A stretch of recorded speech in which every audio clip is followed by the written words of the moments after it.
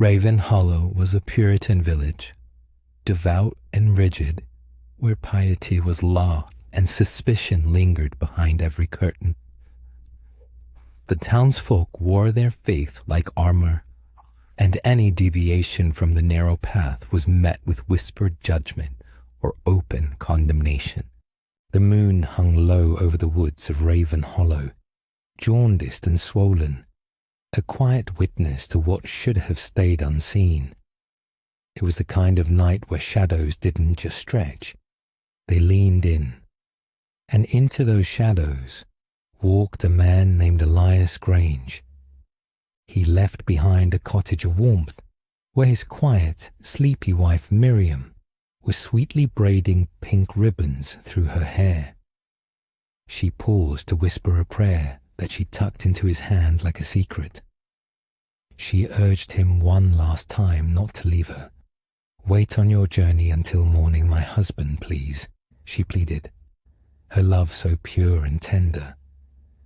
Still, he reassured her that he must away on business that could only be done before sunrise.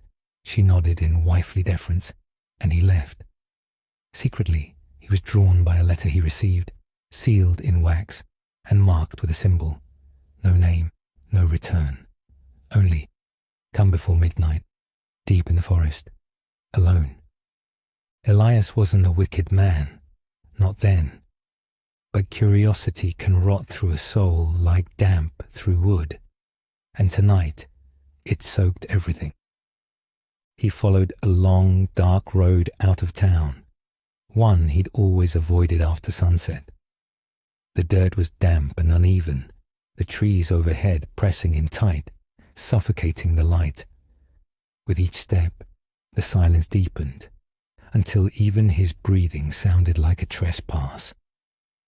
The woods greeted him with stillness, not the peace of rest, but the tension of held breath, the rustle of leaves, the groan of bark. He heard footsteps. From between the trees came a figure, tall and still, as if carved from the forest itself. Cloaked in black, a mask of bark and bone hiding his face. His staff, twisted and gnarled, ended in a hollowed skull that seemed to watch.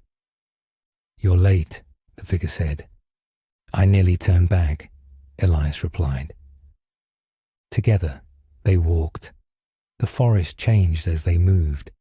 Trees bent at angles that whispered of ancient sorrows. Stones were carved with symbols that felt too close to language.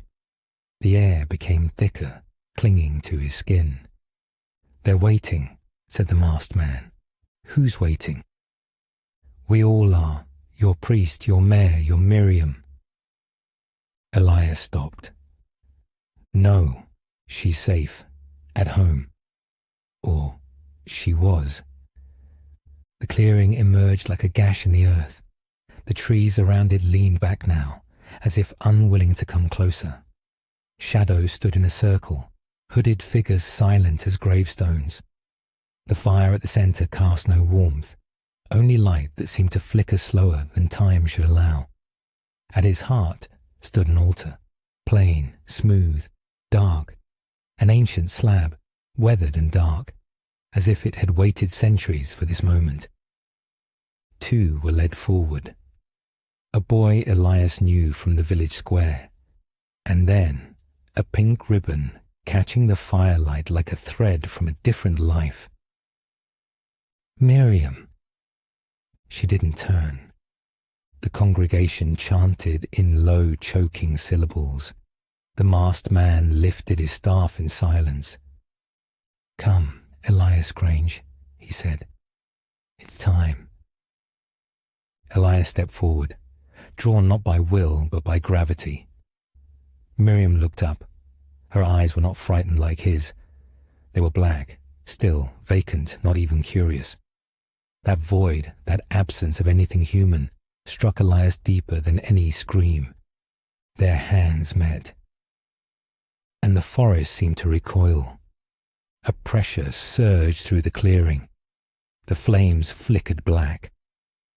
Elias's chest tightened. his thoughts unraveling into static. The chanting felt oppressive. A presence called through him, not entering, but claiming. He felt his name pulled from his bones, his will siphoned into the dark. He did not scream. He woke in soot and fog. The clearing empty, the fire gone, the forest unchanged but watching. He walked home through a morning that felt too still. Raven Hollow stood untouched. The priest gave sermons. The mayor tipped his hat, and Miriam was in their home, exactly where she'd always been. But something was gone. She no longer dreamed. Her eyes stayed open too long. Her silence was no longer gentle. And Elias, he lived, but like someone waiting for the knock at the door. A man who had seen beneath the floorboards of his world and could no longer pretend he hadn't. But he was too afraid to speak of that night.